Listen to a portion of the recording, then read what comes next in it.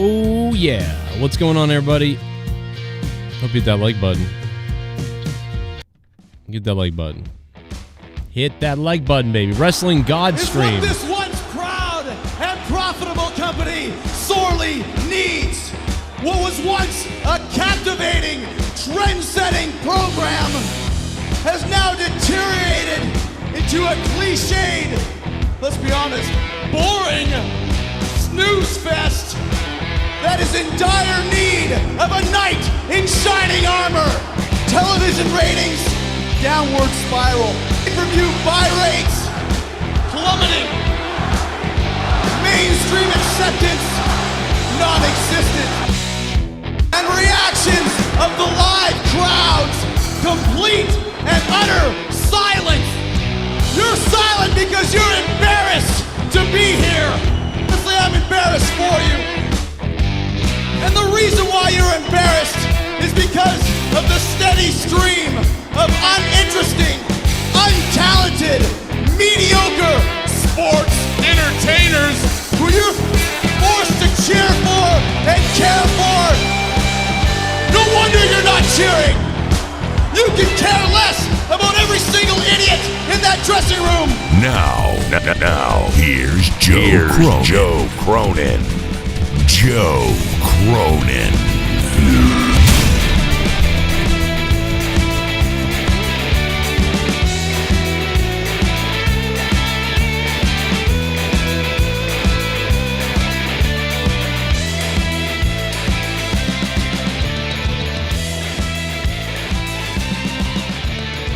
Yo, what's going on, everybody? The first thing that I wanted to talk about here, normally I don't like doing like a big long intro, but it did allow me to get some of this stuff together over here that I maybe didn't really have it originally. Drew McIntyre the other night, we're going to talk about, well, we'll talk about why the WWE is not going to have fans at the Royal Rumble now, which was the big rumor for months that fans return at the Rumble or whatever. And, you know, they wanted fans to return to the Rumble. I'm sure they want fans to return every week. But a big thing is Drew McIntyre and his symptoms from COVID. We talked about this last night that we thought, what about Hulk Hogan and Goldberg? You know, what if one of those guys gets COVID? You know what I mean? And they apparently are fine. They tested everybody. They've been testing everybody. And it's true that many people were tested, but they didn't have enough time to do their secondary testing before Raw, so that's why a lot of people were left off for precautionary. But it is coming out that there are it looks like at least one or two other people that have tested positive. One from SmackDown, and it looks like maybe another from Raw, and there might even be someone from NXT, but it's at least one person on every show besides Drew McIntyre. So, you know, and because the other people only had one test, I guess they have to have a second one a couple days later to make sure. Once somebody tests positive, they try to get everybody tested twice. I don't know. Can you imagine going through these tests every week is another test? I hope it's not the one where they jam it up your face. Is that the test, man? Because people are probably just like, I mean, they're like nasal cavities are like freaking out. You know, they're just going nuts. I mean, that is some crazy stuff. If you want to donate, make sure you use Super Chat in the chat below. Use the Super Chat function down there.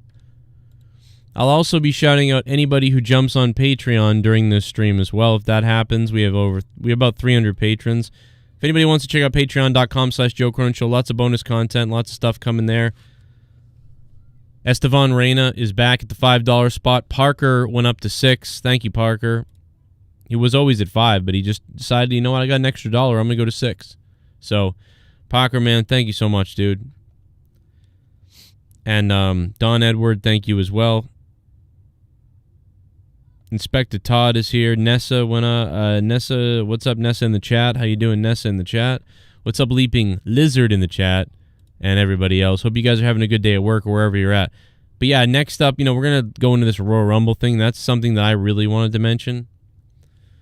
I'm also going to stare at the chat a bit here and, you know, try to get you guys' comments on whatever. It's afternoon.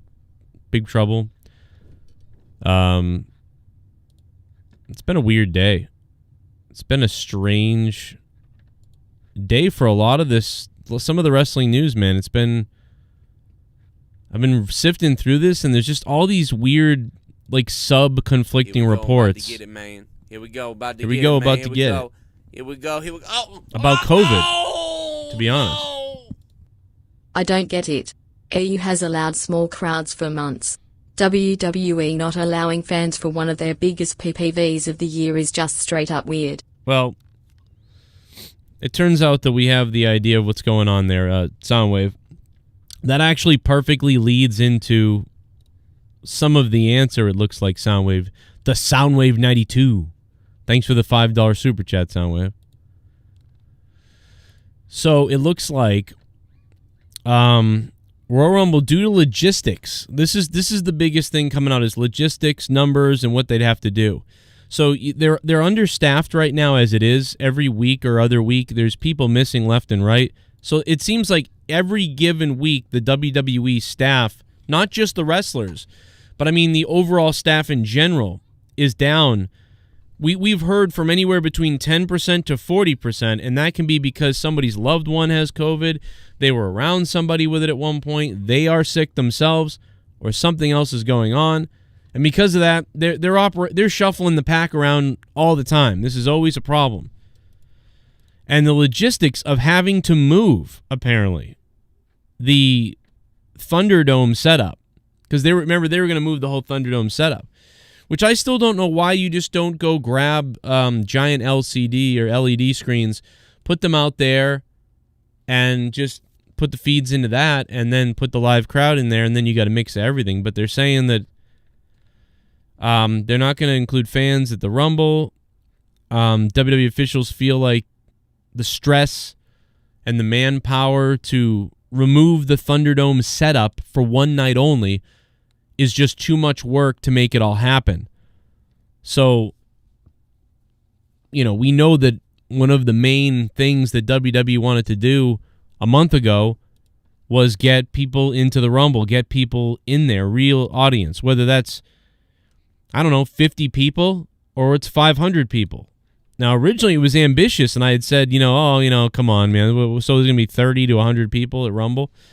And, Jake said, no, they're talking about, literally thousands, 3,000 to 5,000, something like that. And we were like, wow, okay. That's crazy. That's going to be some kind of thing, man. But now it looks like not only is that not going to happen, it's not even they're going to attempt it. So, but the biggest reason why they're not attempting is because they don't want to have to drag all that stuff out to the other arena or whatever, right? Because it's outdoors, right? So I don't even know. So now I guess apparently does that mean here's the thing I don't know. Does that mean they're staying in the Thunderdome? Like they're not even moving? Because they said the Royal Rumble was going to happen outdoors. So now I guess that's the second part of this. Now, so you're saying that's not going to happen at all. But a comment underneath this, underneath a post about this on social media says, "You are in Florida. NFL teams have had fans in their stadiums the whole season. The Super Bowl will have fans at Raymond James Stadium like a week later. Do it. Even if you have to charge fans $5,000. Oh my God. I mean, 500 maybe, but 5,000? No one. I don't think you could fill that up. Make money and put excitement back in your product. I think you could sell the tickets for $500. I think you could sell 1,000 tickets or something like that for $500. But I mean, $5,000. I don't think that would. Even $500 right now during a pandemic is kind of rough. You know what I mean? I mean, the people that are making money are going to be able to do that. You know what I mean? I don't know how. $5,000, Jesus. I mean, I remember last year saying, man, is this going to work where we flatten curve and we change everything around? Or I said the more likely thing with COVID is that we're just all going to get it and some people are going to die. I said this back in February or March or April. It was one of those months I said, quite honestly, with all this stuff with COVID, and if you're very susceptible or you have an issue, you should definitely stay hiding. Fucking hide if you can. Get deliveries sent to you. Have people do favors for you. Whatever you can do. But in the end, I just feel like I feel like just almost everybody's going to get this, and some people are going to die. That's what it felt like from the beginning. I'm not saying that because that's what we should do. I'm saying that it just feels like that's human nature. That like no one's going to be able to no one's going to be able to do enough to stop this. And the vaccine's not rolling out quick enough to. That's an issue. If the vaccine could roll out quicker, and the people that really wanted to get it, everybody got it, then you vaccinate half the... I mean, how long it's going to take to vaccinate half the world? It's going to take another year to vaccinate more. It's going to take 2 years to vaccinate half the world, right? Think about that. And then the rest of the people probably either don't want it or they won't be able to get it still anyway.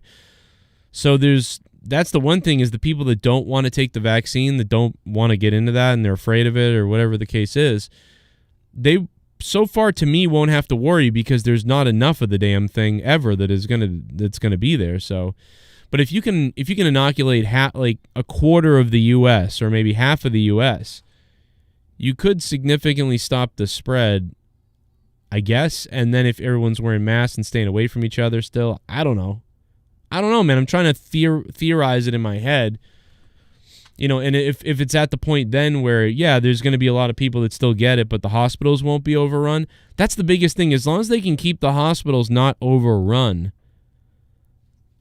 I don't think that it's as big of a deal of if you get vaccine or don't get the vaccine, because you'll either get the virus or not eventually. And, if the hospitals aren't overrun, then they're not worried. But if the hospitals are getting overrun, then they're going to freak out again. And that's when things...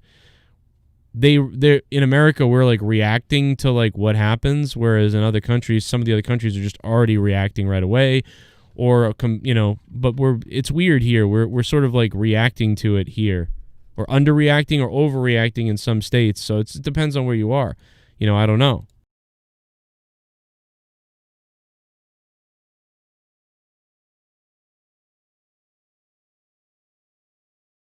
So yeah, I don't know. We'll see what happens. Media One Software says, F COVID, F Vince, theorize away, Cronin. There's still people that go to public bathrooms and masks down on their chin and don't wash their hands too. Many morons in this country. Daniel Price, thank you, man. Yeah, I agree, man. It's going to be, you really can't, there's no 100% solving it. I don't really think you get it from that stuff. Hockey starts tomorrow, Jabroni Jabber. What's up, man? I'm kind of concerned, man. I feel like Boston sports are going into the 90s again. So welcome back to the 90s to all you Boston fans, to when the Bruins weren't good, to when the Patriots weren't really good, to when the Red Sox hadn't won in 80-something years. And I think we're going into that Boston drought again. So all my kids are too young to have cared about the winning, and they're going to grow up like I did with a bunch of losers for a long time. So enjoy that, everybody here in Boston. And the Celtics, same thing too. What's up, Jeremy? What's up to Mike? What's up, Alexander? Jabroni Jabber, man. What's up? Guys, if you want to support the channel and become members, well, we're having an issue. I don't know what's going on with the dono page. I don't know what's up. I emailed my rep and emailed everybody. I don't know what's going on. Everything works fine, but you can't get to it. So I don't know. You got a super chat down below or become a member. Those are the things you can do, or Patreon it up. I don't know. Thanks, man. Who knows, man? It's a very tough time right now for everybody, no doubt about it. It's a tough time for me. I've been battling this all night and no answers yet. Not sure what the hell's going on. But it is 80% of my revenue, so trying to figure out what's going on. Pretty terrified, so don't understand it. I've never heard of anybody having this issue ever, anybody. So I don't know what's going on, man. But that's, I'm pretty, I got to be honest, man. I had anxiety attacks all night last night over it. And I was like, what the hell's going on? And I was freaking out. So I don't know what's up. What's up, GMTA? Yeah, we're live, dude. We're live right now. I just figured I'd talk about that Royal Rumble news because it's so crazy what's going on with the Royal Rumble. But there's always something with me, man. There's always something down or something broken that nobody else ever deals with. Only I deal with these problems. Only I dealt with what happened to me on YouTube for 8 years. You know what I mean? Only I dealt with this and that and the other thing. It's crazy, man. Nothing ever happens to anybody else. Very strange. Who knows what it is?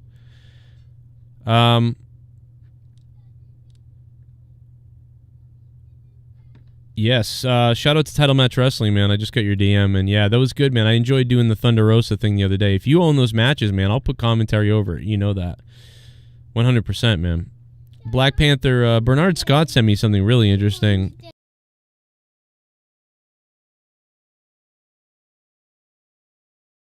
Black Panther 2 won't use CGI to include Chadwick Boseman.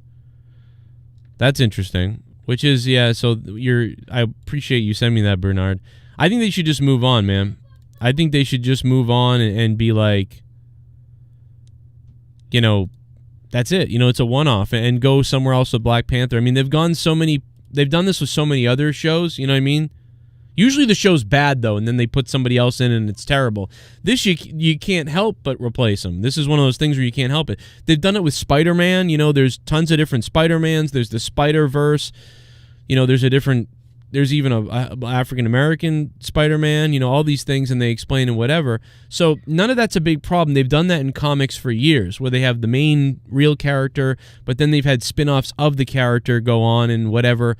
So, you know, if they can shoehorn that in, you know, we're going to have to accept that because Black Panther, the guy passed away. I mean, what are you going to do? And, you know, there's really going to be, that's a hard thing to do, man, to fill in or whatever.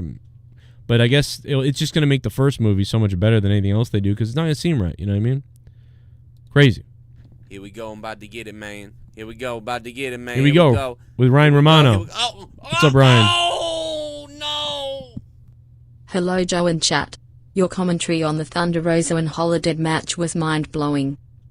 Oh, thank you, Ryan Romano. What's up, dude? Yeah, I saw it. I was watching Title Match, and I was noticing, you know, a lot of their stuff didn't have commentary, and I called the whole match, and then I, like, put highlights of it up. I thought that was a really good adjustment by Thunder Rosa, man. She made such a good adjustment. Like, looked like they really couldn't get the crucifix to go.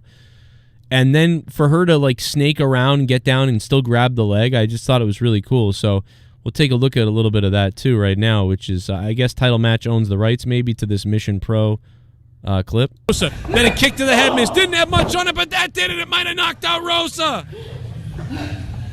Check out Title Match Wrestling Network. Holodead 1, 2, 2 to 2.5. Now, the referee came down there on his hand, so it sounded like a 1, and it wasn't. It was him getting on the ground, like sometimes you hear.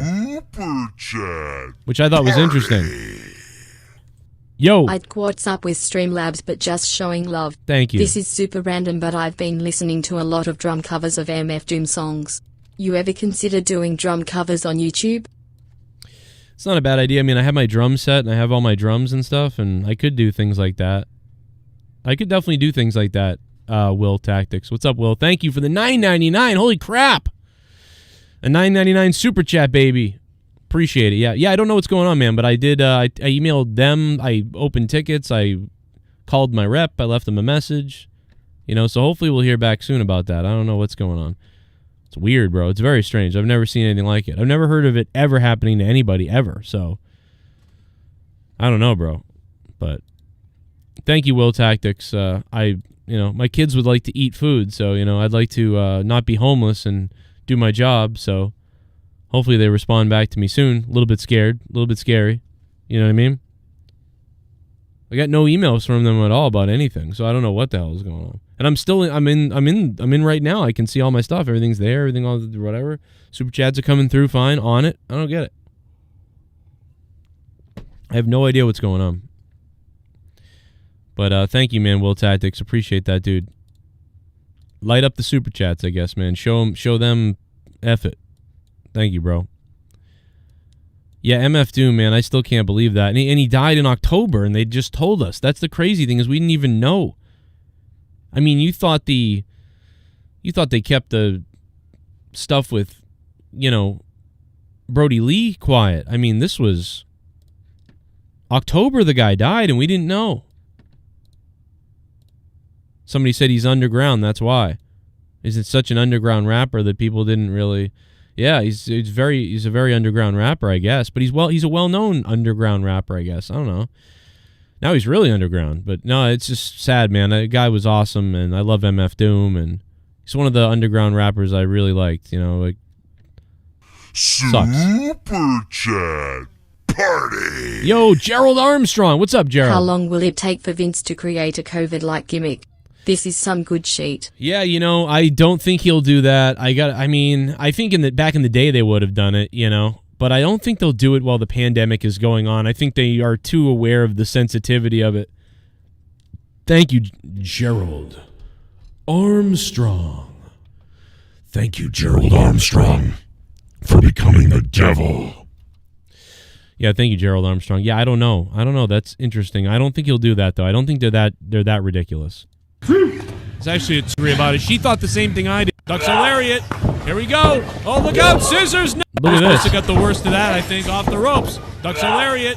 Here we go. Oh, look out. Scissors. No. Crucifix rolls her up 3. She got her. Looked like it. What an adjustment is the word I was looking for. An adjustment. You see she's firing away here.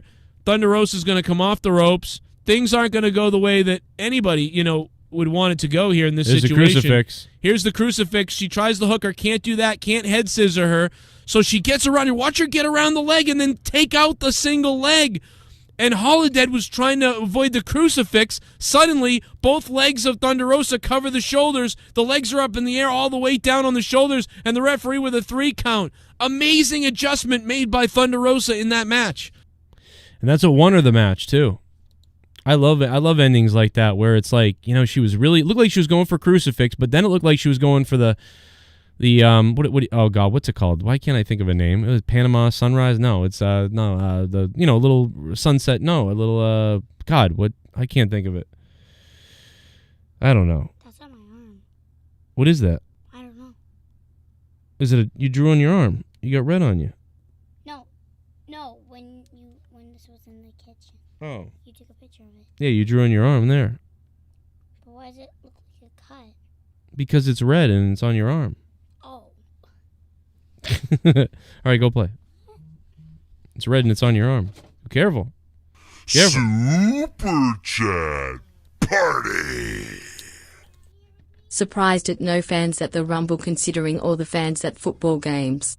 Guessing they don't want to face heat. I would happily go. Well, okay, so Robbie Hyde, we did just talk about it a second ago. $4.99. Thank you, Robbie Hyde, for the $4.99, man. Super chat parties are going off the rails now. I'm trying to think of what super chats work with all the alerts. There's only a few that work with the. I'll probably work on them and add some more because, yeah, I don't know what's going on. But as far as the super chats, I'm trying to remember. Let me see if I can remember. I thought I wrote them down. No, see, the WWE, it's. I guess it's becoming about the logistics of the crew, the people that are sick, they're worn down, they're tired. To move everything from the Thunderdome, I guess they're saying would be too much. They don't want to have everybody have to move everything for just one day. I don't know. Here we go. That's the big thing with the location, I guess. Thunder Rosa and Allysin Kay are gonna destroy each other in a steel cage at Mission Pro Wrestling. Wishes granted on February 6th. Ooh, Hi, yeah. Brenna. She left, but I'll tell you said hi when she gets back. That's really funny, man. Ryan Romano, thank you, man. Yeah, I know you've been a big fan of all that stuff down there. I've liked all the stuff that you've been sent. You know, what's up, S. Dalla? S. What's up, dude? If that's really you, DM me on Twitter so I can, maybe give you the wrench so I know it's you all the time. What up, Daniel Price? Ryan Romano, thank you so much, Ryan. So, yeah, we talked about it a minute ago that they basically just don't want to tear down the Thunderdome and then have to set it up again, you know? Keep reading. They don't want to tear down the dome. Right. Jake's right. Yeah, we said it a few minutes ago that they just don't want to tear down the dome. It's not really about anything else other than the logistics. I'm wondering what I'm hearing is so much of the crew has been sick and out and back and forth, and the morale and people are sick, and just to break it all down, it would probably take a week or at least 3 days, probably 3 solid days to take everything down, move everything over to the new location, and then a day, and then that night pack it up to get it back in time for Raw. Like, it's just not going to happen as far as that goes. So they don't want to do that. But I don't understand why they don't just compromise with something else. Do a different stage than there, because it's something different to look at. But if they're not going to do fans, I guess that's the point. So I guess they're not moving locations. They're just going to shoot in the same location, I believe. I don't know. So I guess they're just going to stay at the Thunderdome, and they're not even going to leave. So there's multiple things going on that are, I guess, kind of unfortunate, or just, you're not going to get to see that difference. Super Chat Party. What's up, Will Tactics? I watched some of the Raw highlights from last night. Triple H versus Orton. Why do they change the camera angle every time someone throws a punch or executes a move? Yeah. That is so dumb looking. Makes me nauseous. Well, listen, there's no doubt about it. One of the biggest, Will Tactics, thank you again for the $9.99, man. Thank you so much, Will. Yeah, one of the things about WWE now is the production. I mean, we talk about the scripting and the over-scripting, but the overproduction has been one of the bad things. They didn't need to do that, but they were shooting it. They probably shot that whole thing. They pre-shot that whole thing, it looked like, obviously. So, they overproduced it. They, produced it even more than they normally would because they had the time to do it. Hey, let's cut this shot. Let's cut that shot. And, I thought the fireball looked kind of cool, but I felt Super Chat it was Party. a little too produced, but it was fun. How about this idea, Joe? COVID vaccine on a pole match. Woo! Yeah, baby. I like that, Gerald Armstrong. COVID vaccine on a pole match. Now, that I would do it, and, back in the day, Vince would definitely do it. But, nowadays, with all the sensitivity and stuff like that, by the way, guys, check out my Patreon, please. I'm going to have rants and podcasts going up there this week. Tonight's Throwdown, I don't know what we're doing, though. Maybe live on Shame on News tonight, I'm not sure. Yeah, I don't know. I could see someone doing that, but nobody will do that because they'll get blasted in the media. They'll get blasted for, insensitivity. I can't believe that they'll do that, Gerald Armstrong, although it's funny. I just bring back the Viagra on a pole match. Bring that back. That's always something that you could use. Chat Party. I would do it. Spaz Phoenix, what's up? What's good, Joe? In the chat, no plug today, just big love for all of you. Oh, and pancakes, Oh. pancakes, pancakes, pancakes, pancakes, pancakes, pancakes, pancakes, pancakes, pancakes, pancakes, pancakes, pancakes, pancake. Pancake your ass on out of here. What's up, man? We gotta love the pancakes. Spaz Phoenix podcast on YouTube and Spotify. I plugged it for you. Jake DeMarco's sometime over there, too. Sometimes. He's over there. Eat your pancakes. You know what, dude? I might actually have pancakes. I'm actually hungry for pancakes. I might actually make myself pancakes. And I guarantee my kids want pancakes, too, so. Oh, maybe I don't have pancakes. I have waffles. I'll be eating waffles instead. How are you guys doing? Pocket Aces, AEW moving to Miami. COVID outbreak incoming, says Pocket Aces. Well, maybe. I could be. What up, Beely? What up, Alexander Jackson? What's up, Alexander? I missed what you said up there, but one segment don't save a whole show. I agree, too. It did save it from drowning into the ocean, but it didn't save it from being very good. That's the thing. I feel like they kept me from passing out completely, right? Because if they had not had Triple H there, and thank you guys for these donations, man, especially with all the trouble I'm having, and I don't know what's going on, but I don't understand what's going on, but I haven't heard from anybody yet over there. Feel free to, I don't know, man, tweet them, I don't know. It's weird. I haven't heard from my rep yet. It's weird. I'm hearing they're extremely busy, though, and there's craziness going on, so there's probably a major issue going on over there because the wait times I'm hearing are nuts and things like that. So it must be all hands on deck over there. I don't know. I have no idea. But you can definitely help by just doing the super chat instead, I guess. Juan Espinoza this Saturday night, 20th birthday. Man, happy birthday. I'm sure I'll be live with something. I'll try to remember to give you the birthday craziness while I'm live. If I'm live, I'll try to remember it. I would go Eggo. I have Eggos. I have Eggos. I don't have pancakes. I just have Eggos right now. I think I do have some pancake mix. I think it's old. I think it's old pancakes. I cashed in some of my stocks waiting for the cash to come through. Wow, Gerald Armstrong, that's crazy. Yeah, Bitcoin took a dive which I got to be honest, I didn't think that was going to happen at all. I've been really wrong about that this week. I thought it was just going to keep going up and up and up. Now, if I had a lot of Bitcoin, like if I was like a rich person who had like shitloads of Bitcoin money, I would have flipped it I would have flipped it the other day. I would have flipped like half of it the other day when it was at its like 30, or when it's at 42,000. I would have flipped it then. I would have flipped half of it, made a fortune, then kept half of it in there to see what happens. But because I really don't have a lot of money in Bitcoin, I just left it in. So, I only gained like $100, and then I gained $200, and now I've lost $100. So it's kind of just like, it's still above what it was, way above what it was when I bought it. You know what I mean? When I bought Bitcoin, dude, it was at that flat level. Look at this flat level it was at. It was down here at this flat level. It was at that when I bought it. I bought it way to the left over here somewhere. Then all of a sudden, a couple weeks ago, it did this. And now it's doing this and this and that. And now it's here. So, but I don't have enough that flipping it will make a difference at this time. You know what I mean? I really just bought it to track it. So if I cashed out, I would end up like, cool, I made $200, like if I cashed out. I made $300, cool. But if Bitcoin went to like from 42, it's at $34,000 right now. If it went up to like 200,000, you make a couple 100,000. Hoping it was a work of Drew. Stay home, get sympathy, make WWE look good by doing a COVID PSA. Then Goldberg storms his house and shags his wife. Oh my god, dude.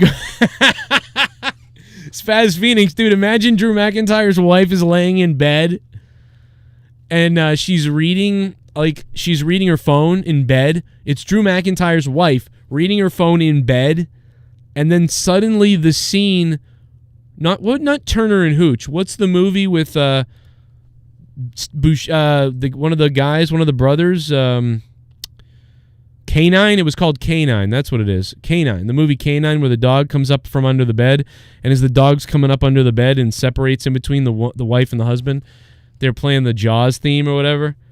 That's Canine, right? You guys remember that? John Belushi, his brother, the other Belushi, yeah. So like Drew McIntyre's wife is laying there reading her phone, and all of a sudden under the sheets, like something's moving and moving and moving, and then it's Goldberg. He goes like that, and the sheets come up, and it's Goldberg, and he's got no shirt on at all, and he looks right at her face, and she goes, ah! And he goes, "You're next." Then she gets pulled under the covers, and the covers are rustling around all over the place, and they fade away, and then Tom Phillips is like, "Oh my god, guys, what the hell did we just see? We didn't just see you can't do that. Oh my god." And then like Goldberg's running out of Drew's house, and Drew cuts a promo like, "You're never gonna make it out alive after what I do to you." Like, and he's just crazy. That was an Irish accent, really, not a Scottish. But you know what I mean. That'd be kind of funny, right? I mean, that's kind of funny. Like, guess what, Lillian? You're next. Ah. They could never do that now, but they could do that I can see that happening back in the day. That is messed up. What a weird... They could not do that nowadays, but that could have been done at some point in WWE history times. That definitely could have been a possibility at some point. Jesus.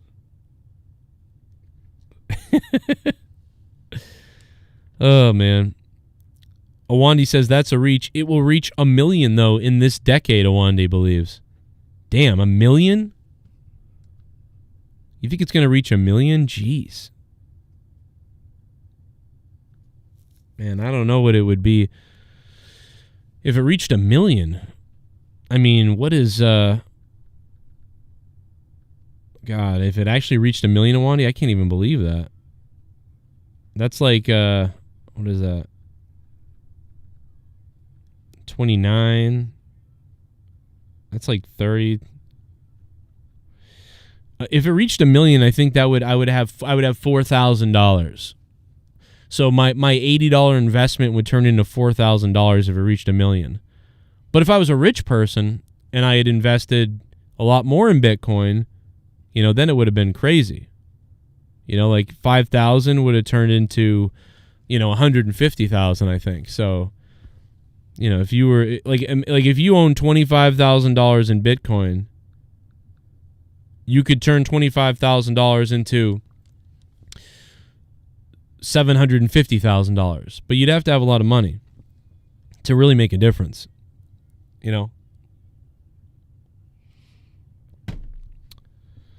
I have the stocks are doing better. My stocks are going up a little bit. So the people asking about stocks,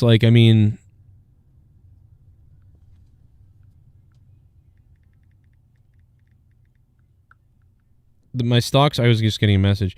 My stocks were at, I had $2,000 in stocks. Then they went down to $400. Now they're at the $650. So I don't have a lot in stocks. I don't really have anything in stocks. Drew anymore. has to stay in a hotel. Goldberg and Ryback storm Mrs. McIntyre like you're next. Finish it. R.I.P. JD's cat. Rest in peace to JD's cat. Well, me and Jake DeMarco are going to be recording a podcast in a few minutes, and it's going to go up on Patreon. Spaz Phoenix, thank you, man. Oh, that's terrible, man. I hope his cats really didn't. I hope nothing really happened to his cats. I was actually messaging him earlier.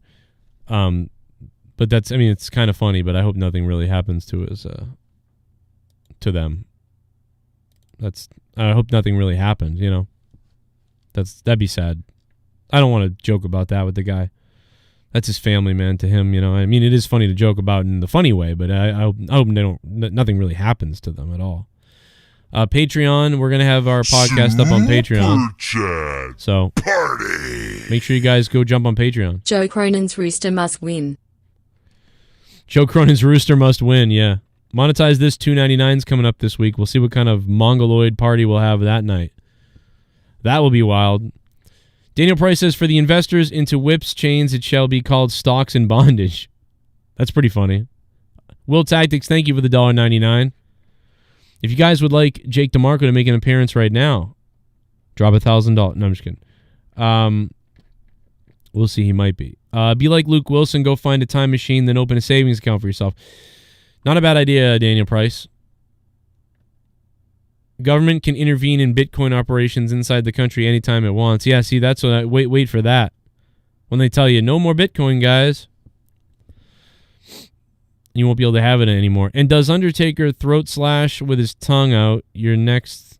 Yeah, that's exactly. You're next. Just to be like, just to do something like that. That could be crazy.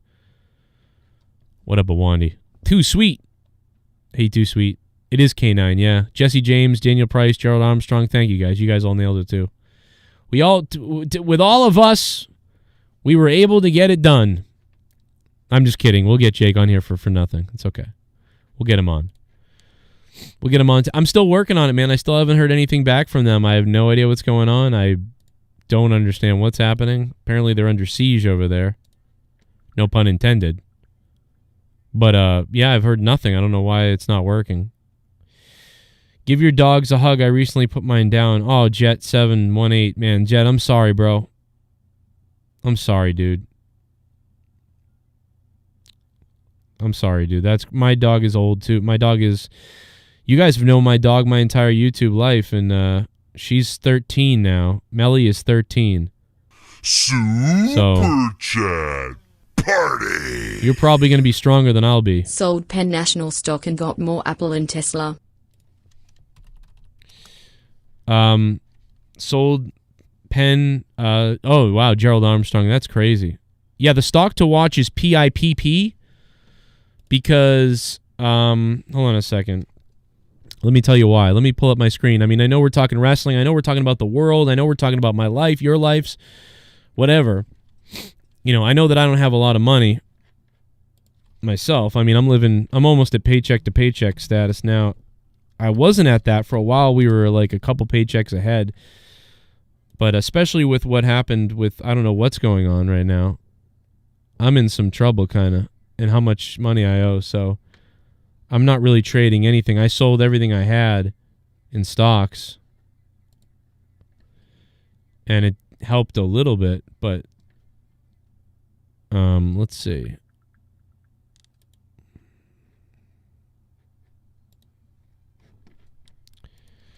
Let me see if I can find it.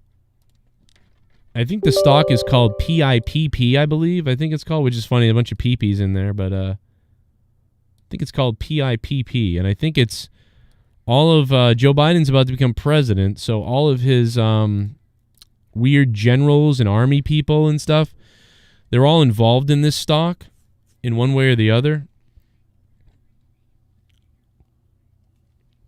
So that's the reason why I'm like, you might want to watch that.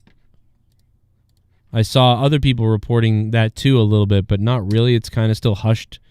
It's still pretty hushed. And for all we know, it could collapse and die, and it could be nothing, but it does. I know that if I had money to invest, that would definitely be a stock I would look at. Oh my God, yeah, look, it's projected. Oh my God, I'm look at what it's even projecting now. Look at this. I'm not. I said this days ago too. Look at this. It's projecting. Look at this stock, man.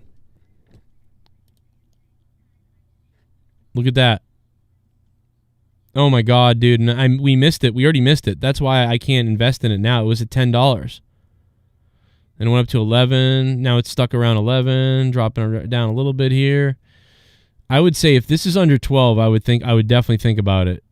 If I was an investor person, I mean, you should have been on it already, right here. You should have been on it here. But oh my God, dude, this is huge. It's only at 12, but I mean, this could go to 25 to 50. Look at the stock, man. It's a kind of like a little bit late now, but if you had been on it a little while back, but it's just going to keep going up. I think. I'm very confident in that one. Very, very confident in that one.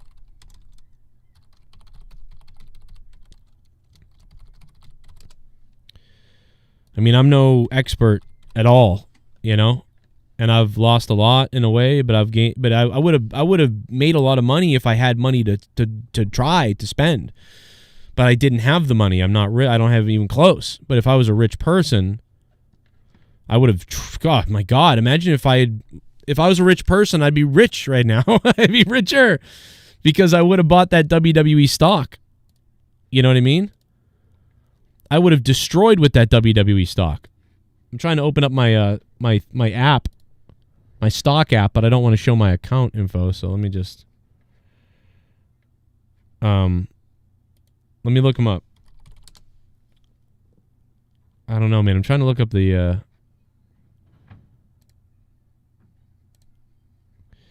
let me see. I'm trying to find it on my app.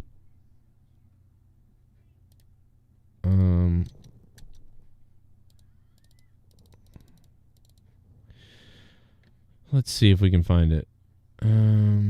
Analyze. It's called Pine Acquisition Corp Com, PIPP. Let's see.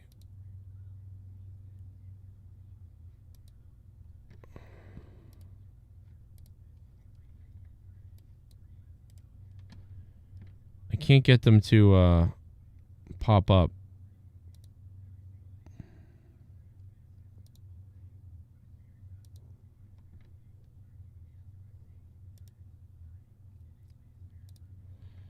I don't know why I can't get the analyze.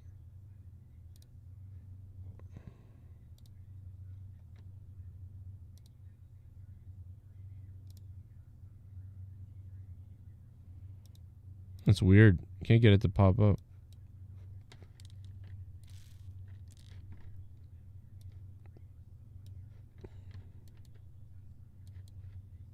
What's up, chat?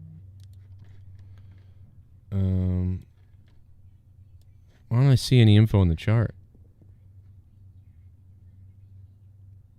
Let me see. What's up, chat? How you guys doing, man? How are you? These are the scales that I'm looking at. We're getting Jake on here too, man. That's the crazy thing. Let me pull him up. Yo, brother. Oh.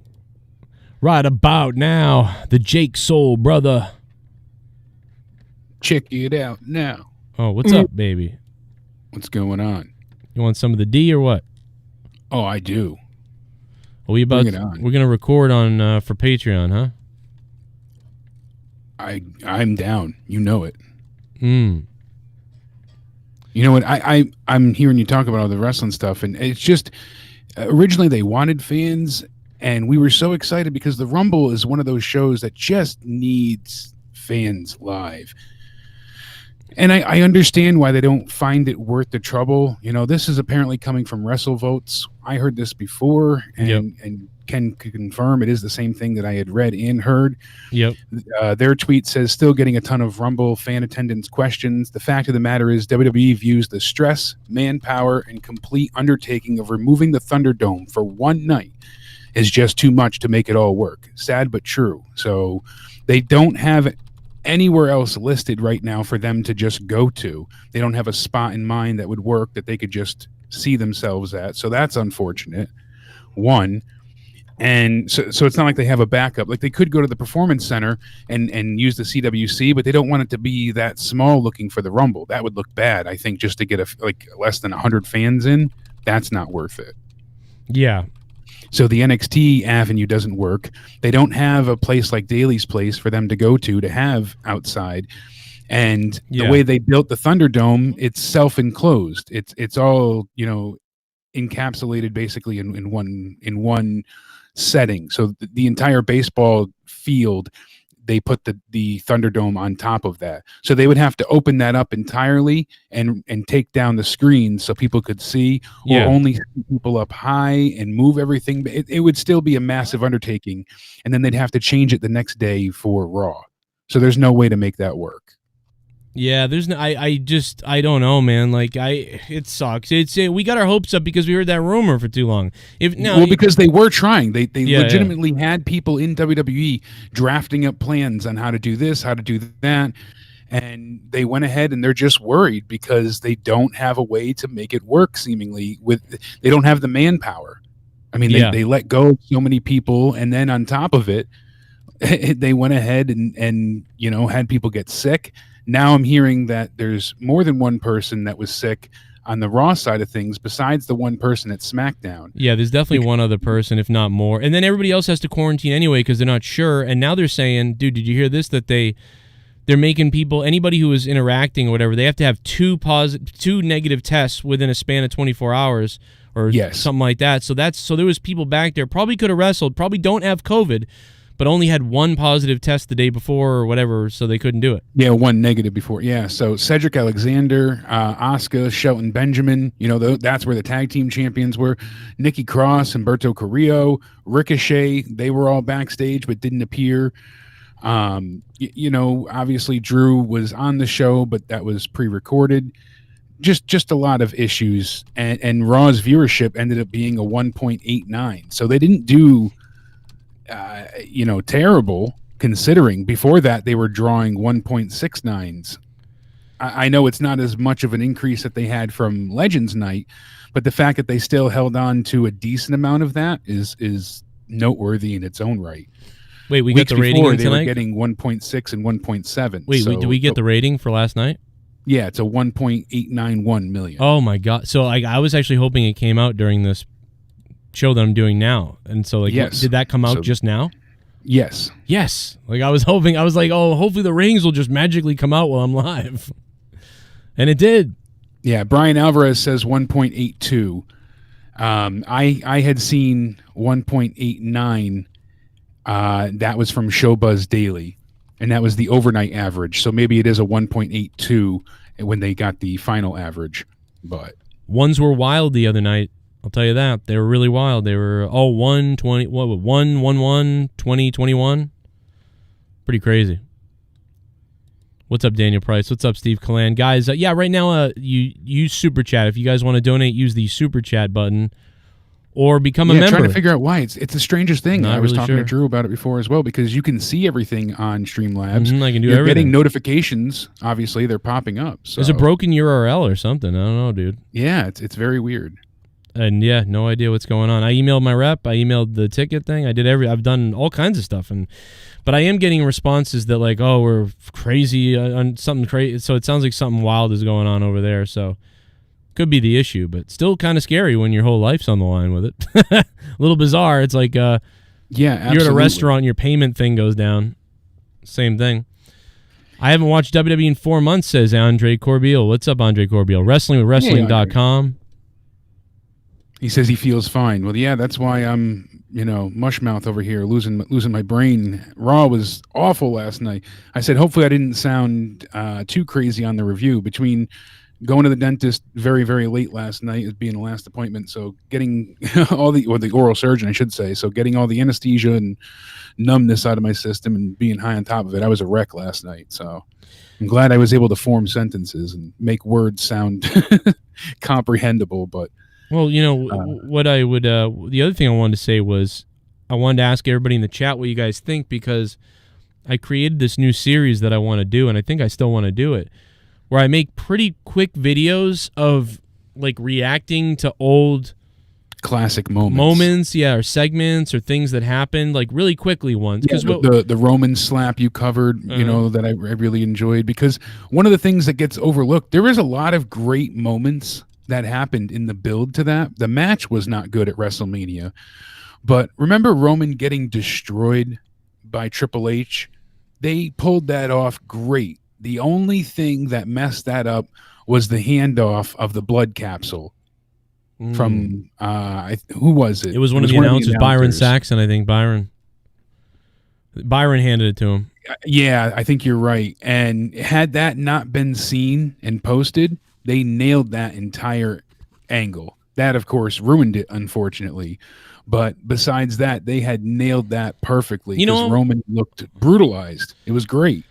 And I was able to suspend the disbelief. That it didn't, hinder me too much. But because honestly, whenever I see anything, I just think about how they're working it. So, you're right that it got caught, unfortunately. But I still like what they did, though, and it didn't really. I still enjoyed it. It was just that was the main focus, and everybody couldn't help but talk about that. And there was so much hate for Roman that just buried it entirely. So it was a hard time. But I was just looking back when you posted that. But I love these short little segments because it's quick nostalgia trips, and it's a lot of fun to interact with people in the comments section as well. So they're great talking points. Right. Yeah. No, you're right. They are, and they're. I think it's fun. I think it's something that could help the channel trend and stuff. Unfortunately, I uploaded the 3 I did. I uploaded them at like a weird time, like 3 a.m., 5 a.m., and then 10 a.m., and they did all right, but I was hoping that they would generate a little more. Now, I still might do it. I think you guys liked it, and I know you did. A lot of people told me you did. So I think I am going to try to do them again. I just would say look out for them and maybe support them and like them and share them around and put them anywhere you can and tell people about them and all that sort of thing. I'm trying to look now and look at the Stone Cold Zamboni one did like 500 views. The WWE Moment Stephanie Slap was 500. The Stone Cold Confronts Lesnar did 700. I mean, they really didn't do well. That's I was surprised, but I think eventually they catch on, and then it goes ahead and just works out well. Yeah, they might work eventually. I think that it's one of those things where you get your normal audience, and then you're gonna lightning in a bottle kind of scenario. You'll find one, and then it just picks up. Let me take a look at the analytics on them. I guess let's take a look. We'll all decide as a community, should I keep doing them? While you're doing that, one of the things I wanted to talk about too is Ricochet. He might be on his way out. I mean, we've talked about this a few months back, saying how his contract is, running up sooner than later. That was talked about by Meltzer, and then Brian Alvarez today said that he was discussing Ricochet's booking, and he said that Ricochet's contract, and the belief is that he has yet to sign a new deal. And WWE is trying to do this whole top dollar, lock him down 5-year thing. Ricochet hasn't agreed to anything, so allegedly at this point in time, he hasn't re-signed. And, it was later rumored that Ricochet had shut down his contract offer, and that rumor is still out there. That was one that I think WrestleVote said early in September when we talked about it. So, Jesus, like wait a minute, what day is his contract up though? I'm trying to find out an exact. I'm looking for further clarification now, but it looks like it's up past WrestleMania of this year, I believe. I'm trying to get an exact, but yeah, he's a guy he should have been a star no matter what, even if he isn't good on the mic and whatever else. That guy he should have been a mid-card star. Like, he should have been looked at as like the new Jeff Hardy or something like that. He really should have, because in 2018 he had a 3-year deal that he signed, so it's up sometime this year. I'm trying to find an exact contract date. I mean, I don't think anybody knows specifically always. That there's a lot of guessing, but yeah. Let's see here. There's a lot of updates on Fightful, so I'm searching. Yeah, Jeff Hardy is good, and he just signed a multi-year deal this past summer. Elias is good, which is funny because I saw a news site saying, or people saying like, "Oh, Jeff Hardy leaving for AEW," and I was like, "What are you talking about? He just signed." Yeah, he just got another 3 years this past summer. He's not going anywhere. There's no Hardy Boys, nothing. I mean, even Matt Hardy was saying something like that, and there was all this rumor about Jeff Hardy going to AEW. And I was like, "What are you talking about?" Like he's like cemented into WWE now. Exactly. I don't know why he did this. There's so many people here, but I don't see anything about Ricochet. Booker T, Undertaker, Miz, Randy Orton, Dana Brooke, Mandy Rose, Xavier Woods. Like, it goes on and on and on, but no Ricochet. I even have AEW, New Japan, Ring of Honor. So I do not see even things with Impact, MLW, NWA. I mean, not full list, but I just don't see anything on Ricochet. So I know in 2018 he had a 3-year deal. So it's some point in time, I believe, after WrestleMania, because he came up from NXT at that point, and then I believe that's when it all worked through. So yeah, it's vague on him. I feel like it too. I couldn't find anything concrete to where I'm ranting about the day it expires or anything like that, because I don't really know. But I still don't think he'll re-sign. I mean, think about the run he's had. He came in white hot. NXT right away. He does that, leaping somersault out of the ring, makes a huge impact with Velveteen Dream. Has the great match with the ladder match, and made a big statement in NXT. Comes up with Aleister Black. They win the Dusty Classic together, and you think they're going to be tag champions at Mania, but they end up not winning. Eventually, they go their own way, and then Ricochet just gets injured for a little bit. He comes back, and then they do nothing with him. He flounders. He gets a match against Lesnar after kicking Lesnar in the balls on the Rumble, and then Lesnar destroys him in 6 seconds, and it was just another squash. Things like that. Like, he hasn't done anything. He's had a long-going feud with the Hurt Business where he got his ass kicked, and then he had a long-going feud with Retribution where he got his ass kicked. All he's done is gotten his ass kicked and talked like an idiot about how superheroes do exist. Well, what kind of superhero gets his ass beat week in and week out? They showcased him entirely wrong. He was a white hot babyface that the crowd was hyped for. Yeah. And they just went the wrong way entirely with him. So I can picture him going to AEW and being another instant white hot like success. Yeah, and I don't want AEW to hire everybody either. Leave for AEW. No, but he's one of the ones that I feel, him and Mustafa Ali, I feel could make a big difference in AEW. I think that they could do well there. They will do well but similar to how Pac is, Pac is kind of like this. So that would really bolster their mid card, almost make their mid card. Yeah, I think that TNT title would be like the thing to look out for at that point. Well, you know what it would remind me of is it would remind me of the WCW Cruiserweight division in the mid 90s. Yeah, and that was the thing to look out for. It opened just about every show. It was exciting. It got the crowd hyped. Yeah, so you always have this kind of fast-paced, high-energy craziness. I mean, you already do kind of have that with like Young Bucks and tag team matches, but I mean, this would be more like in the traditional one-on-one sense. So you'd really get that one-on-one fiery thing. And, you know, they'd fit in beautifully with that TNT title, you know, so that's what would be great. But I do think that they also still need to get more personality and get, you know, that stuff going. They kind of do. They've got personalities with like Moxley and Jericho and Eddie Kingston and and we know Mustafa Ali has shown us in spades personality. The poor guy has done so much work to try and get this retribution angle over. He has explained the mask when WWE did nothing. He explained the nicknames. He's given everybody full-fledged backstories. He has worked overtime to try and make this angle matter, and they just keep burying him. They either don't present any of what he's done on TV, or when they give him a mic, they get mad at him. So they're just, it's baffling. But that hacker gimmick could have been brilliant. You know how much fun and crazy antics that they could have done with the hacker gimmick? I mean, you and I have come up with these silly stories quickly, but there's so many angles that they could have done. They could have taken it serious. Yeah, made a big issue out problem of it. Is it would have been goofy. They would have done.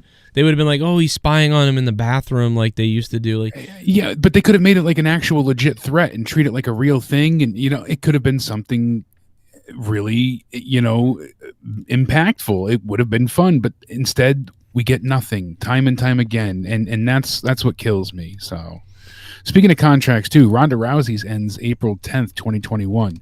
I don't know if they've extended anybody's contracts with COVID, but I wonder what's going on with her, because she was supposed to come back, then she wasn't, then she was, then she wasn't. I mean, just like Raw went through multiple changes this week. You know, Fightful went ahead and said that the show saw heavy changes throughout the entire afternoon and evening, and right up till the show went live, were they still changing things, which is nothing new. Yeah. Typical. We see that all the time. Well, plus this was a real different, you know, this was really, you know, you really needed to change it up this time because everybody was sick. They had to probably juggle with trying to be careful with who could be sick, might have been sick, didn't get tested right, whatever.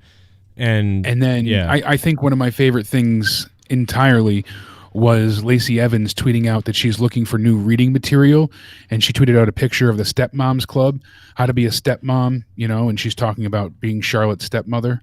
Oh, my God. You know, she's really going all in with this Ric Flair daddy angle, and I think it's freaking hilarious. So. I've actually thought it was pretty good. You know, it's a little weird, like, why is Ric Flair doing this when he just loves his, you know, daughter so much and all these other things? But he could definitely say, like, listen, I'm not getting any younger, and she loves me. He's delusional for pussy. It makes sense. And then on top of that, you know, he's like, listen, you've won everything. You know, you're the top. You're the best in the world. You don't need to win against her. You know, I'm sorry, you know, like he's doing that just sleazy thing. Like, dude, he made his daughter lose so he could stare at another woman's chest. Like, that's exactly. But people are like, oh, I can't stand this because, you know, they're both married, and isn't this confusing to Lacey's daughter? And so is it confusing to, you know, Tom Hanks's children when he plays a retard on television? You know, that's the thing. It's acting.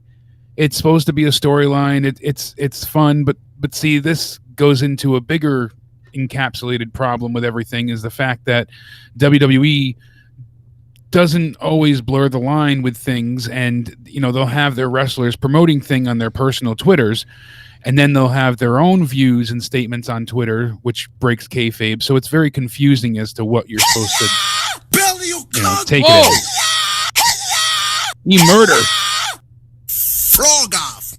Ricochet is better off without WWE. They used him like a jobber, and I don't mind him going to AEW because he is a way better than any other wrestler in the world, just like Will Ospreay. Damn. E-Murder, thank you, man. $20 bomb. I hate people that say, like, oh, just all that flippy shit. And because he's so much, Ricochet is so much more than that. He's proven that. He can have, you know, full-fledged, compelling matches where they tell an actual story. He doesn't just have to go ahead and dive all over the ring. Yeah. But, you know, I'm trying to look back and I see who says it. Darnell 16 player said it before. He said, I hate how people always labeled someone Ricochet as flippy. Do these people expect big sweaty men everywhere who can't do anything in the ring? And I agree, because people say you, but I think the statement more is like, you just don't want to see stunts and spots constantly. I think that's what the flippy shit is. Yeah. And I think Ricochet's not overrated. I think he lives up to the hype because he can do more than just the stuff where he flips and does all the acrobatics. I think he is a good wrestler that can tell a compelling story. He sells very well. I enjoy his matches previous to this, especially in NXT and the Indies coming up. I'm just not a fan of what they've done with him on the main roster. Especially since he came in with such fire, man. A lot of times people come in with massive, just a backing of fan support. And look at Nakamura. I mean, I forgot how good the 2018 Rumble was. I've been watching older Rumbles. I started with the 2020 the other day and kind of been working backwards. 19 was a bit of a shit show, but 2018, I forgot how you had the old guard versus the new guard at the end. And, they had Finn Balor and Nakamura come down, to versus the old guys, and Cena and Rey Mysterio trying to reign supreme, and Nakamura wins.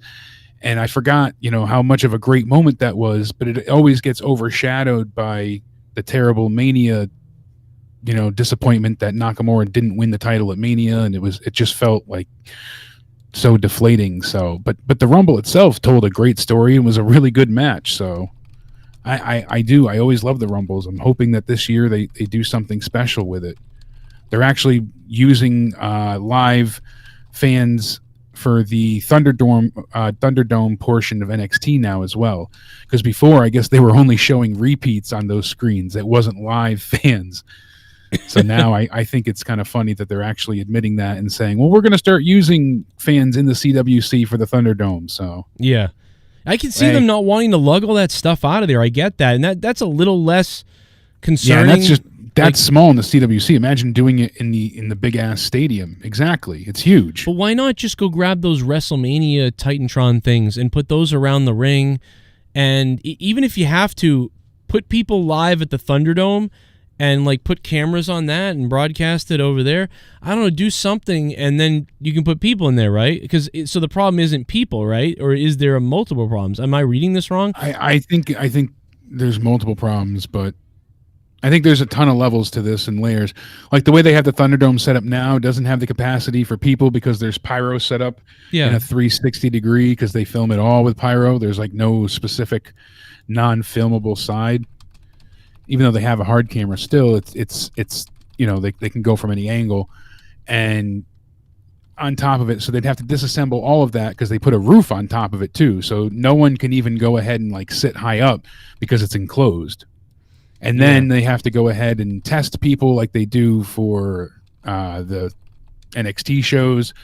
So if they have a lot of people come in, they got to test everybody. And I don't know if they want to deal with all that and risk people with masks and having to make sure people are always wearing their masks and enforce that stuff. It's just a lot of undertaking for one night. Yeah, it is a lot. For just one show, I understand that. But it's it's looking like no WrestleMania again. It's seeming like it's going to be a Thunderdome WrestleMania. Which is, I guess, better than the last no-fan one we got, but... See, I don't mind the Thunderdome. The thing I can't stand is the constant noise that they pump in. It sounds like a white noise machine that you use for young children or infants, where it just creates a background noise. Whoa! Oh, okay. And it's a static constantly, just a. And they're trying to get a minimal fan reaction. Mm-hmm. But even when you're live with real people in the audience, you don't have that constant murmuring. It does get quiet at points.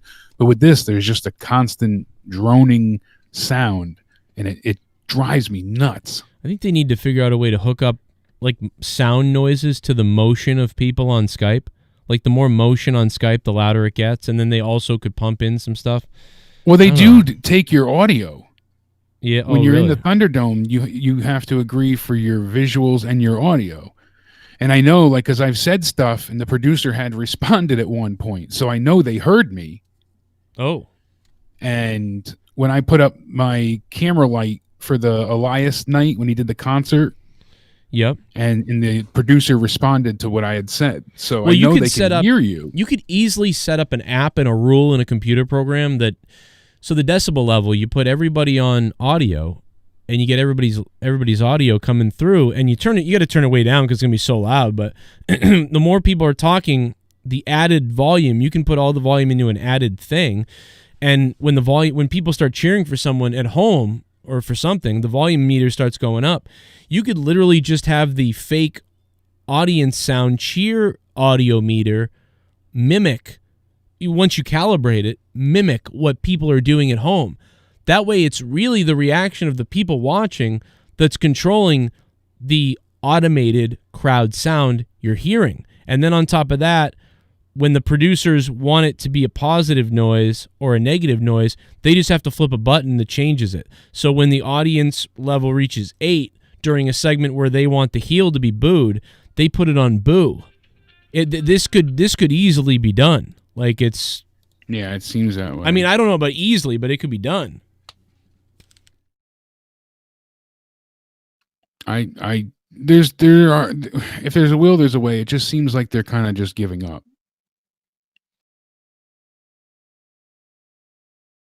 If they really wanted to go ahead and find a way to make the fans be there or have any of these situations work, they would find a way. They just seem like they're not trying.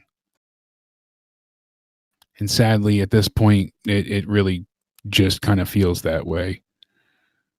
Alexa Bliss went ahead and she went on Instagram, tweeted out sent out the picture of her with the fireball into Randy Orton's face, leaving the comment saying an eye for an eye. So that's kind of amusing, but it's weird that her good side is acknowledging what the bad side is doing. I was kind of hoping that they would have, innocent her not acknowledge anything that the other side, reacts with, but. And then Lacey was also bragging as well. I missed a previous tweet saying that your daddy taught me more in one night than you ever will, sweetheart. I enjoyed your little class session, though. Until next time. And it's too much. I'm hoping funny, though. The next thing that's going to happen, and by the way, this is something that I think we would kind of enjoy. And I'm telling you right now, this Ric Flair storyline is 100% coming from Bruce Pritchard. Like, this is so Bruce Pritchard. The next thing that's going to happen is Charlotte's going to be, kind of upset at her dad in the back, and she's going to find panties in his pockets. I swear to God to you, Ric Flair is going to have panties in his jacket, and she's going to be like, what the hell is this? Like, or something like that. I mean, that's where they're going, and that's totally Bruce Pritchard stuff right there.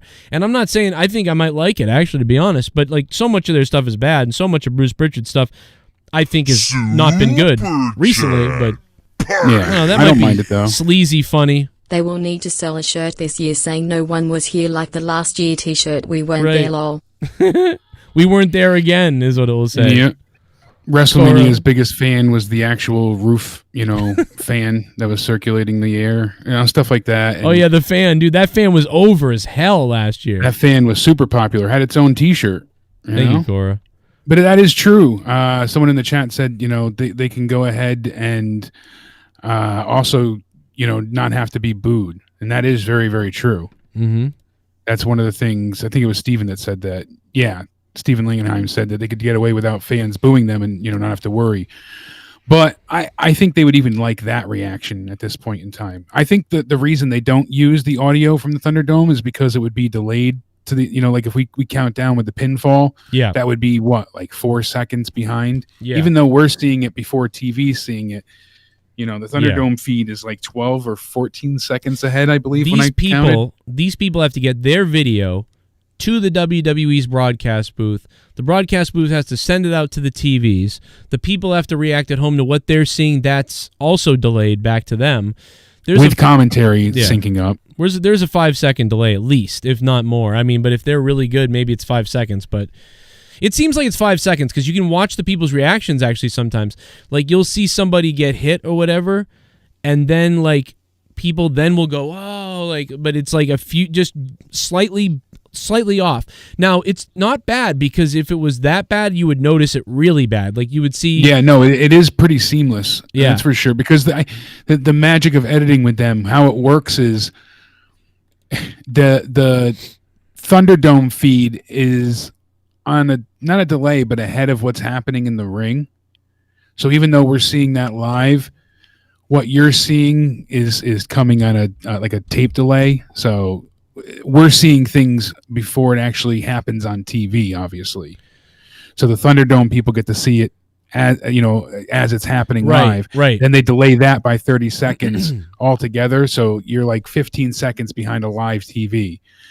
And so they have a dump chance as well if anything needs to be censored, but it also gives us a chance to react and have it not look out of sync. Right.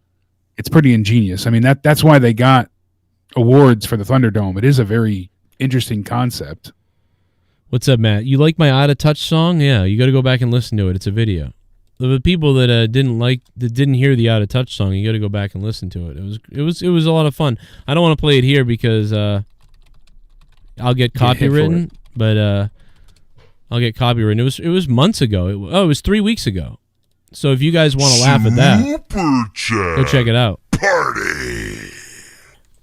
Why can't they sell spots in a Zoom call for WrestleMania so there's less delay with commentary on the call with special perks?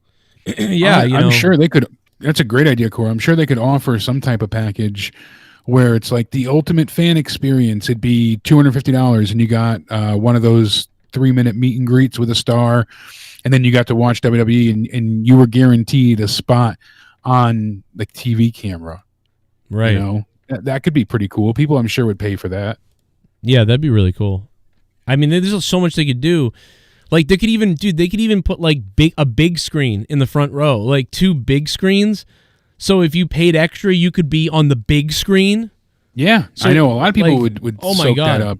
Think about all the people, green shirt guy and all that wanted attention that go to every show because of said reasons. I'm sure people would pay in spades to do that. Plus, if you could donate live and make things go off, how about they put a cardboard cutout of green shirt guy in the front row, and then one of the wrestlers takes like a bat to the it. Thunderdome. They should have the old fans just appearing via hologram, the Thunderdome call. One of the things I think would be great is if they did. Thanks, Cora. By the way, Cora. COVID. Wow, Cora. Yeah, thank you, Cora. They do COVID relief. They do a total donation night, either on Raw or a network special. And when people donate, when you reach certain goals, certain things happen. So make it like a Taboo Tuesday or a Cyber Sunday show where, every brand is available to be paired up for matches so people can vote. Who do you want to see face? Oh, we want to see Tommaso Ciampa take on Drew McIntyre. This is going to be great. And what kind of match is it going to be? And people, and do things like that.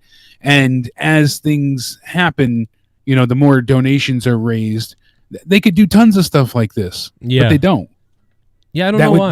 That would be huge. People would donate to get their dream matches to happen, and it would be like in its own little universe. No storyline thing, just a one-off night. But everybody gets together, and you still have faces and heels. You keep people, but just have fun with it. That could be great. They're doing something kind of in lieu of that. It's not for charity, but they have the Superstar Spectacle coming out January 26th on the network because that's Republic Day in India. And the show will air at 8 p.m. local time in India. So that's 9:30 a.m. our time Eastern, Joe. Damn. And it's for India. This is all, their local advertising on Sony is built around WWE's Indian stars. Jinder Mahal, Kavita Devi, tag teams into Cher and the Bollywood Boys. And they're going to feature a number of NXT trainees from India as well. So that's their plan. I like that stuff. It's just like it's not interesting to what's going on here because everything's so bad. But I like what they're doing with that in a way. It's good for them and the global whatever. But it's just like whatever. You use these guys here too. Ryan, thank you for signing up on Patreon for $5. Ryan, thank you, man. Hell yeah, Ryan. And Daniel says, have fans auction for match type and participants so the highest bidder wins, and that drives up the price. Yeah, do it over the weekend. Saturday night, have a silent auction thing, and then Sunday you get the results, and the winner gets to, choose their match type and all that. How cool would that be? Joe Cronin wins you bid $2,000, not saying you will, but, you bid $2,000 to charity, and you just get to pick who you want to see in what match. Right. Now that happens on Sunday. How cool would that be? People would jump at that opportunity to book WWE for one night. Actually, not where it's rigged like Cyber Sunday and or Cyber Taboo Tuesday. They already knew the outcomes of that. But legitimately do it. I think that would be very entertaining. I think it's also about time that the ropes glowed. So I think it's about time that the we love the green ropes from Global Force. Those were awesome. So clear tape over the rope and layered throughout the rope, solid rope, like really high end solid rope light. And I want the ropes to glow, like very digital, bright glowing. And it'd be cool if during the first hour of Raw it was like neon Raw or like 80s night or something like that. And they did some kind of gimmick in the ropes. I mean, this is stupid stuff we're talking about now, but and they could change the color of the ropes depending on what the people vote on Twitter. Because they just hit the button and change it red, green, yellow, blue, whatever. And on Twitter, there's a poll going, and until when Raw starts, the ropes will be the color of the poll and glow the color of the poll. That'd be cool. That'd be just funny, like to see, like, all right, the poll says blue, all right, they're going blue ropes on Raw, or maybe red, orange, or yellow, or something like that for Raw, orangey, yellow, whatever it's got to be. And just that'd be kind of, it's so stupid what I'm saying right now, but it's just fun to do little things. That little type of interaction adds interest because people get to feel like their opinion matters. Right. Exactly. Those little things, make a difference. And I do want to give an update. We found out just a few minutes ago that WrestleMania 24 is back on the network. It was, in fact, Floyd Mayweather's music causing WWE to pull that from the network, but it is back up now. So, and that was what, 50 Cent? People were saying. Yeah, it wasn't Floyd Mayweather himself. It was whatever the record label or whatever. Yeah, whoever owns the song. Anthony Dash, who was a producer, claimed Mayweather used copyrighted material for his theme. And the court, even though they ruled in favor of Mayweather in 2013, there's still some ongoing dispute with it. So wow, that's crazy, man. Hey, I do want to say we've got for a show coming on here for about an hour and 20 minutes so far, talking some wrestling and stuff. 5,000 people to be in here throughout the night, throughout this podcast. Very nice, very strong showing from you guys. That's badass. And thanks to Ryan for becoming a patron. If anybody else signs up on Patreon, we will give you shouts out. Plus, me and Jake are going to record, I think, a little podcast that's non-wrestling, and that's going up on Patreon. And I put up a post, so please ask us questions. We're going to be getting off in a few minutes, and we're going to be doing the questions there. We're at 298 patrons right now. And we've got, so far, just Drew so far has asked a question. I know everybody's watching us here. That's probably why. But there is a post, and we're going to answer your questions and talk about them. They're up. So make sure you guys go ask a question. And whatever you want to talk about, wrestling, non-wrestling, whatever it is, we'll probably answer it. So, but yeah, man. So the rating is 2.8. And that's pretty good. I would have guessed it would go back down to like 2.7 or something like that, but I don't know, man. It's not a bad rating for. I know that they had the big boost with the return the week before, but still, squandered the Legends night. Oh, for Raw, yeah, they got a 1.89 overall. Chat party. It's the lowest Legends night ever. WWE should let fans buy 30-second spots to talk to commentary folks between matches and be in the show with videos saying what they think of the match they just saw. Wow. Some would pay $500 or more for that. Yeah, and they can, if they're we're worried about trolls and stuff, you can always have it on a delay. Yep.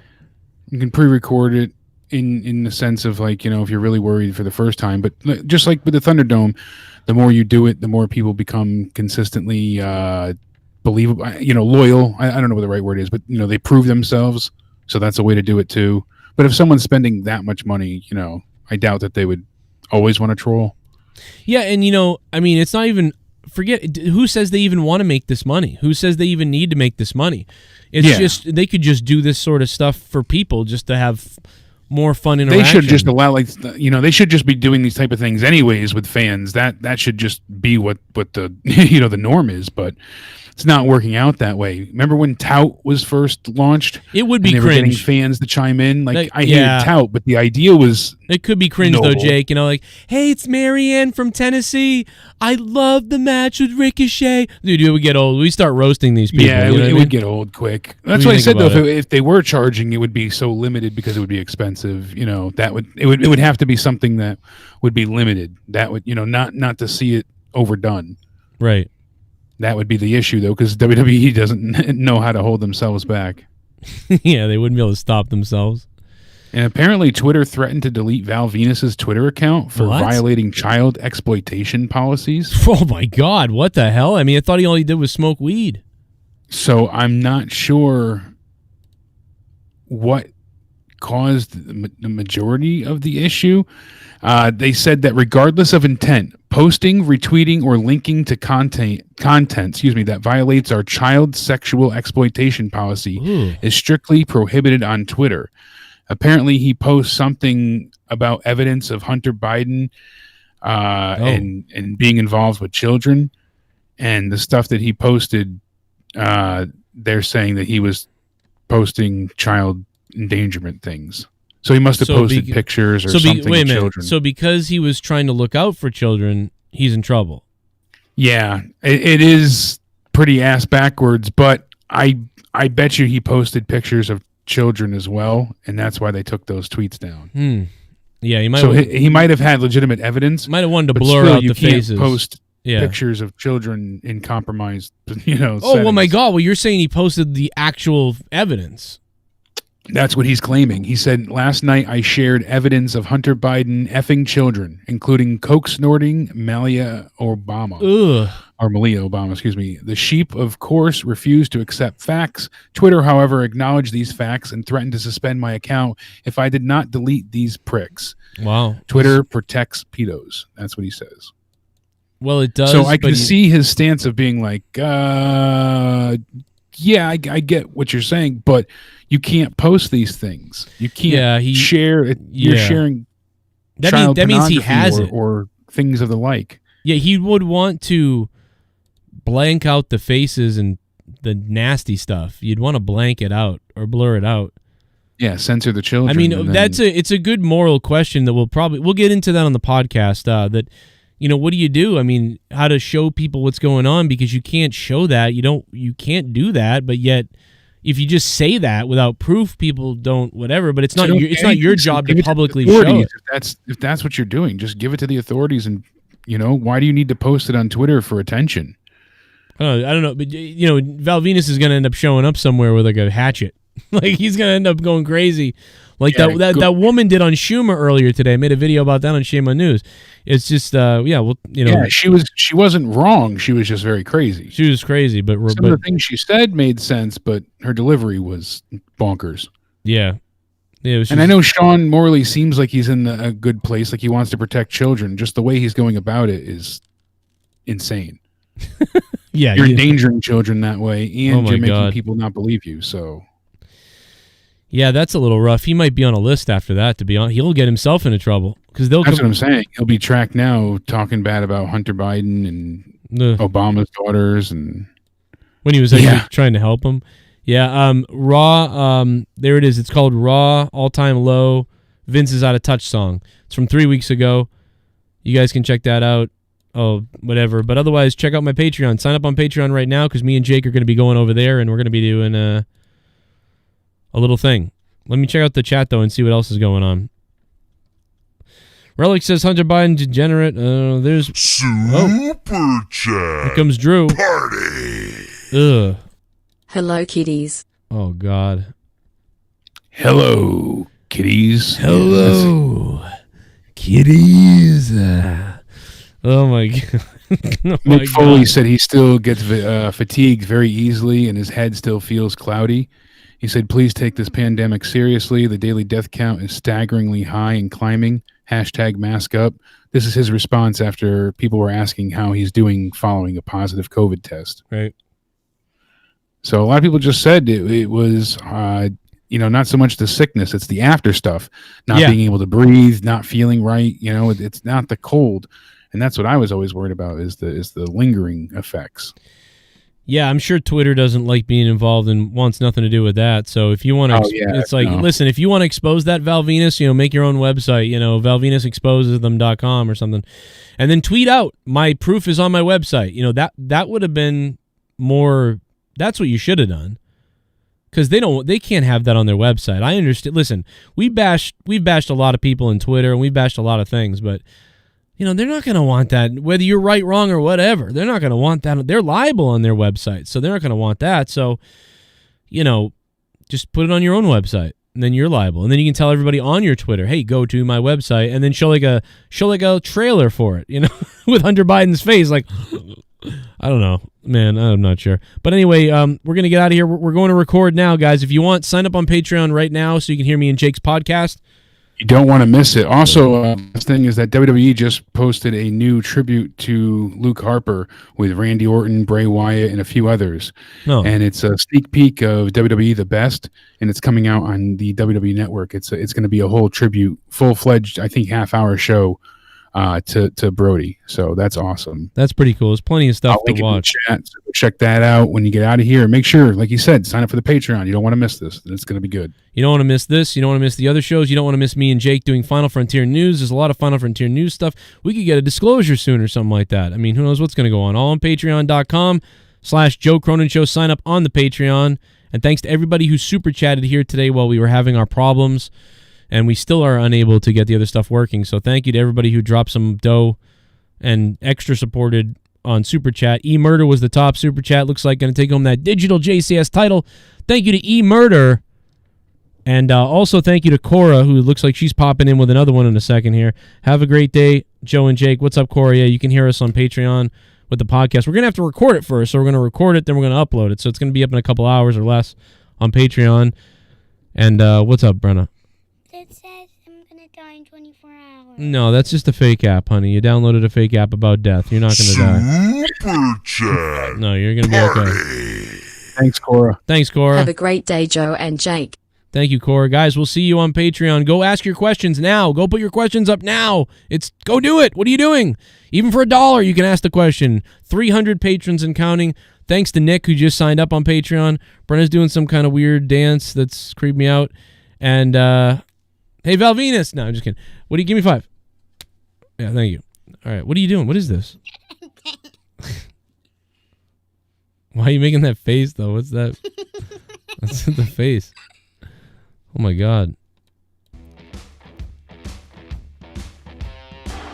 Is what this once proud and profitable Goodbye, everybody. We'll see you on Patreon. Needs.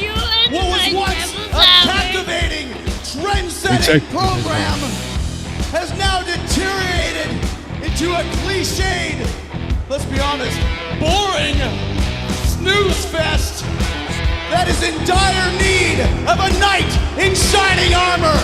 Television ratings, downward spiral. Pay-per-view buy rates, plummeting.